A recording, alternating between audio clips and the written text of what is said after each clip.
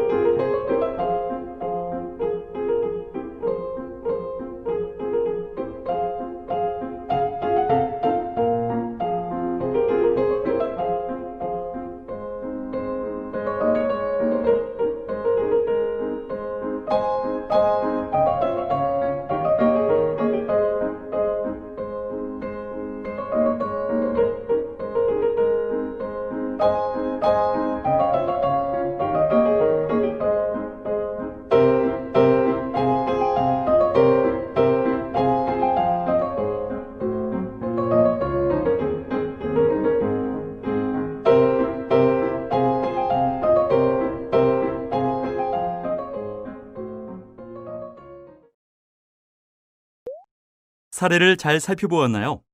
그렇다면 다음 퀴즈를 통해 이번 시간 학습할 내용을 미리 확인해 보도록 합시다. 다음 문장을 읽고 맞으면 O, 틀리면 X를 선택하세요.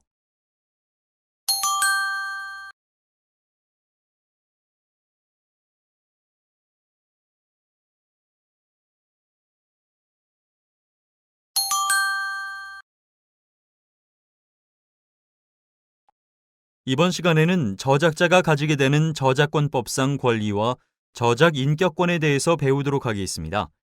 이번 시간 학습을 마치고 나면 여러분은 저작자는 저작 인격권과 저작 재산권을 가지게 됨을 이해할 수 있으며 저작 인격권에 대해 알 수 있습니다.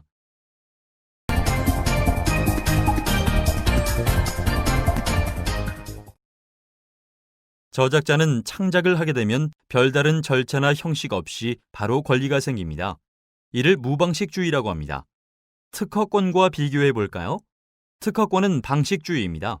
즉, 특허청에 등록이 되지 않으면 아무리 대단한 발명을 하였더라도 특허권이 생기지 않는다는 것이죠.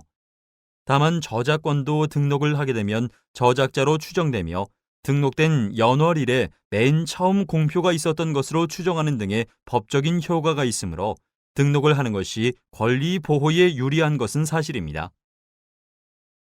저작자가 가지게 되는 권리는 크게 저작 인격권과 저작 재산권으로 나눌 수 있는데요. 이는 저작권법 제10조에 나타나 있습니다. 우리가 일반적으로 알고 있는 저작권이라는 것은 저작 재산권입니다. 몇 가지 예를 들어보면 다음과 같습니다. 1차 시에서 저작권도 재산권으로 보호할 수 있다는 것을 학습하였죠. 저작권을 특허권이나 상표권 등과 함께 지식재산권이라고 부른다는 이야기도 하였습니다. 내가 쓴 글을 친구가 자기가 쓴 것이라고 우기는 경우라든지 슬픈 결말로 끝나는 영화를 해피엔딩으로 고쳐버린다든지 하게 되면 이는 단순히 재산적인 손해만 있는 게 아니라 정신적인 피해가 크겠죠. 각국의 저작권법은 저작자에게 저작물에 대하여 가지는 인격적 이익의 보호를 목적으로 저작자의 성명을 표시할 권리나 내용이나 제호를 마음대로 바꿔버리지 못하도록 할 권리 등을 부여하기 시작했습니다. 이를 저작 인격권이라고 합니다. 저작 인격권은 저작자가 저작물에 대해 가지는 인격적 정신적 권리이며 베른 협약을 통해 1928년부터 성명 표시권, 동일성 유지권이 명문으로 규정되었습니다. 저작 인격권의 기본 바탕은 저작물의 저작자의 명예나 인격적 이익이 담겨 있다고 보는 입장이며 현재는 대부분의 국가에서 저작 인격권을 인정하고 있습니다. 버튼을 클릭하여 참고 자료를 확인해 보세요.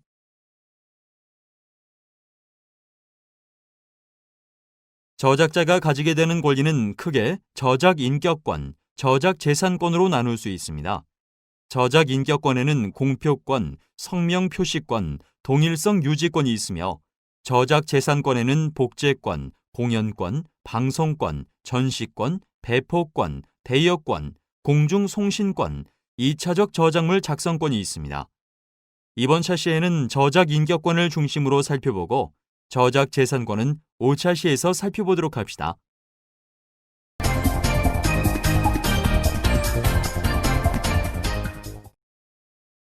저작 인격권이란 저작자가 저작물에 대해 가지는 인격적 정신적 권리를 말합니다. 저작 인격권은 저작 재산권과 달리 양도가 불가능합니다. 명예권이나 성명권 등의 인격적인 권리들이 돈을 받고 팔 수 없는 것과 마찬가지이죠. 같은 맥락에서 저작자가 사망 혹은 법인의 경우 해산하면 그와 동시에 저작 인격권도 소멸됩니다. 또한 양자 간의 합의로 저작 인격권을 양도하기로 합의하였더라도 이는 무효입니다. 이런 속성을 일신전속성이라고 합니다. 일신전속성에 관한 두 가지 판례를 볼까요? 프랑스에서는 화가가 돈을 받고 자신의 그림에 실명을 표기하지 않기로 합의하였더라도 이러한 계약 조항에도 불구하고 화가가 자신의 창작품에 자신의 이름을 표기하는 것을 금지할 수 없다는 판결이 있었습니다. 또한 우리나라의 판례에서는 저작 인격권 행사 위임의 한계를 나타내는 판례가 있었는데 결론적으로 저작 인격권을 대리하거나 위임하여 행사하는 것이 가능하기는 하지만 이는 어디까지나 저작 인격권의 본질을 해하지 않는 범위 내에서만 가능한 것이며 설령 모든 권리를 양도한다고 합의하였더라도 저작 인격권은 여전히 A에게 귀속되어 있음을 밝혔습니다. 공표권은 저작물을 공표할 것인가 말 것인가를 결정할 수 있는 권리를 말합니다. 공표권은 제3자가 저작자의 허락을 받지 않고 저작물을 공표하는 무단 공표를 막아줍니다. 도공들이 자신의 도자기가 마음에 들지 않으면 깨버리듯이 자신의 저작물을 공표할지 말지를 저작자가 결정할 수 있도록 하는 것이죠. 세부 법조문은 버튼을 클릭하여 살펴보세요.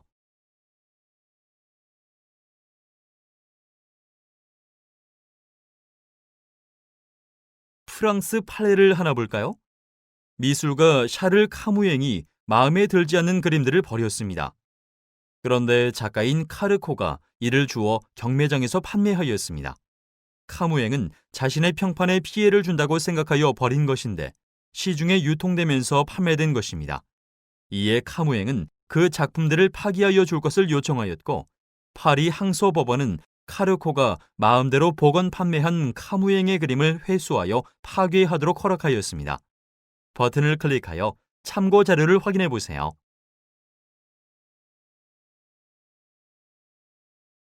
성명 표시권이란 자신이 창작자인 것을 주장할 수 있는 권리입니다. 성명 표시권은 저작물의 원본이나 복제물에 실명이나 이명을 표시하는 것으로 그림에 이름을 적거나 낙관을 찍는 것, 책의 저자로 표시하는 것 등이 이에 해당합니다. 세부 법조문은 버튼을 클릭하여 살펴보세요.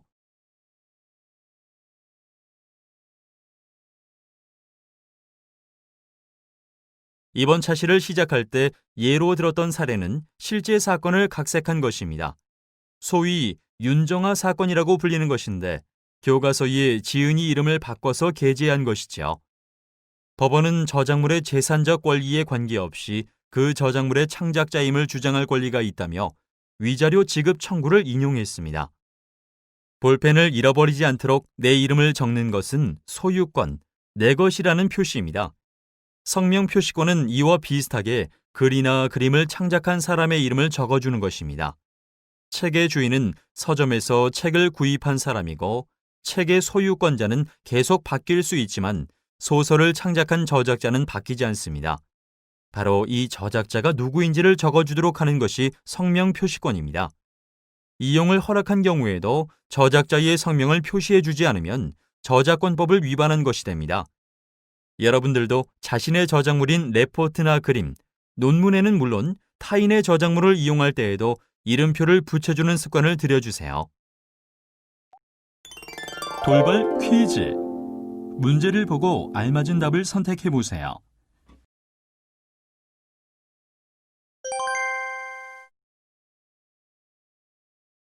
자, 이제 그럼 동일성 유지권에 대해 살펴볼까요? 저작자는 그 저작물의 내용, 형식 및 제호의 동일성을 유지할 권리를 가지는데 이를 동일성 유지권이라고 합니다. 저작물은 원형 그대로 존재해야 하고 저작자는 자신의 저작물이 제3자에 의해 무단 변경되거나 삭제, 개변 등에 의해 손상되지 않도록 이의를 제기할 권리가 보장됩니다. 사례를 볼까요? 화가인 A는 1894년 베를린에 살고 있는 B의 주문에 따라 그녀의 집 계단부에 바위섬의 사이렌이라는 프레스코 벽화를 그렸습니다. 사이렌이 나체로 있었던 것이 마음에 들지 않았던 B는 A에게 허락을 받지 않고 자신의 집에 그려져 있는 그림에 덧칠을 해서 사이렌에게 옷을 입혔습니다. 법원은 저작자의 동의 없이 변경할 수 없다고 판결을 내렸는데요. 소유권의 양도에도 불구하고 예술가에게 존속되고 있는 권리가 있기 때문에 설령 벽화의 주문자이자 소유자이더라도 이를 마음대로 수정할 수 없다고 판시한 것입니다. 반면 서태지 사건에서는 영상물에 수정을 가하더라도 관행적으로 이루어지는 행위라면 문제가 없다고 판시했습니다. 버튼을 클릭하여 참고 자료를 확인해 보세요.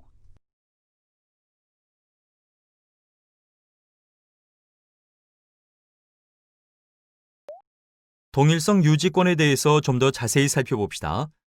교수님께서 학생이 그린 그림을 아무 말씀 없이 수정해 주셨고 그 덕분에 그림의 가치는 상승했습니다. 기존의 작품보다 가치가 높아졌는데 이건 역시 동일성 유지권을 침해하는 것일까요? 작품의 가치가 높아졌는가는 동일성 유지권 침해에 영향을 미치지 않습니다. 즉, 이 사례 역시 동일성 유지권 침해가 되는 것입니다. 자, 다음 질문을 보세요. 음치인 사람이 노래를 불러서 전혀 다른 곡이 되었다면 이것도 동일성 유지권 침해가 될까요? 모든 변경이 동일성 유지권을 침해하는 것은 아닙니다. 동일성 유지권 예외 사항을 법적으로 규정해 두었는데 가까운 예로 학교 교육 목적상 부득이한 경우, 건축물의 변형, 연주나 가창 기술의 한계, 방송 등 기술적 수단의 한계 등은 동일성 유지권 예외 사항임을 살펴볼 수 있습니다. 동일성 유지권의 예외 사항에 관한 세부 법조문은 버튼을 클릭하여 살펴보세요.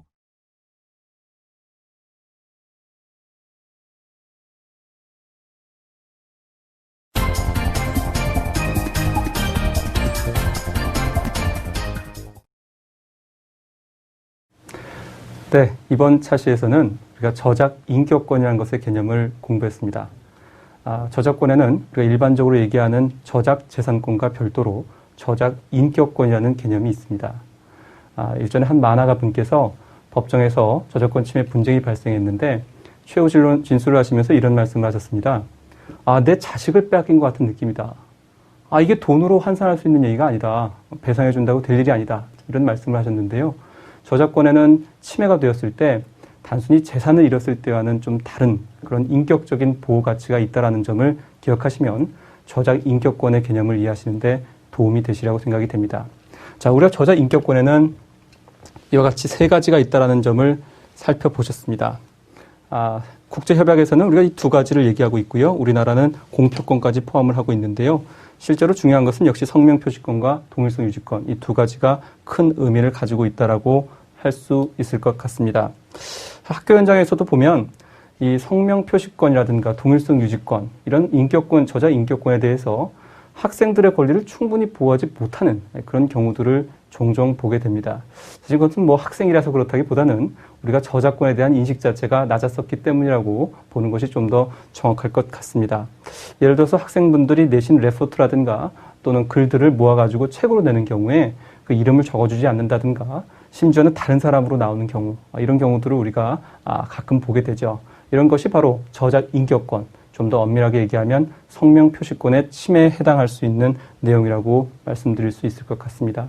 여러분이 남의 저작물을 이용할 때도 항상 이 두 가지 점을 꼭 기억하셔서 그 사람의 이름, 저자의 이름을 꼭 써주시고 또한 내용을 마음대로 바꿔서는 안 된다라는 기본적인 사항을 지켜주시기 바랍니다.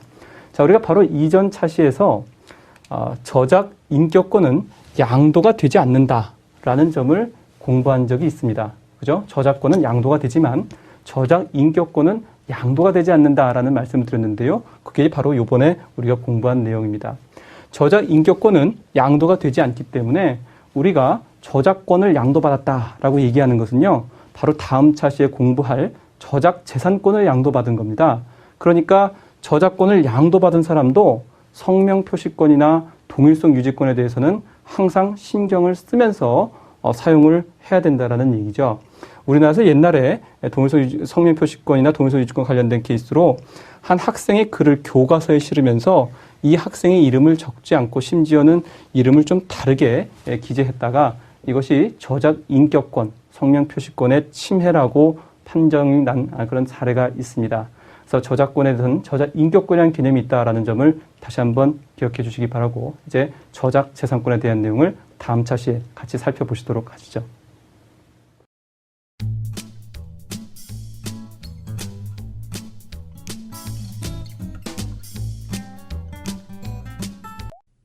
학습 내용을 충분히 숙지하셨나요?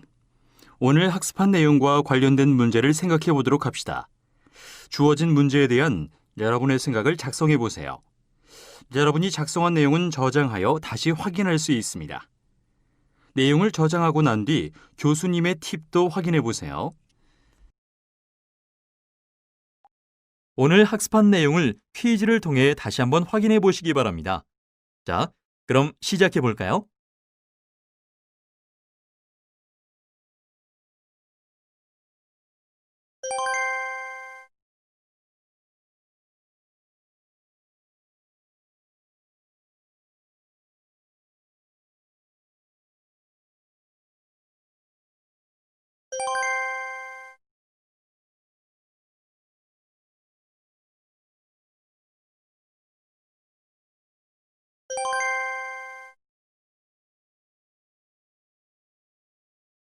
이번 시간에는 저작자가 가지게 되는 저작권법상 권리와 저작 인격권에 대해서 학습하였습니다. 배운 내용을 정리하면서 학습을 마무리해 보세요. 이번 시간에 학습을 모두 마치셨습니다. 다음 시간에는 5차시 저작권자의 권리를 말하다에 대해 학습하시겠습니다.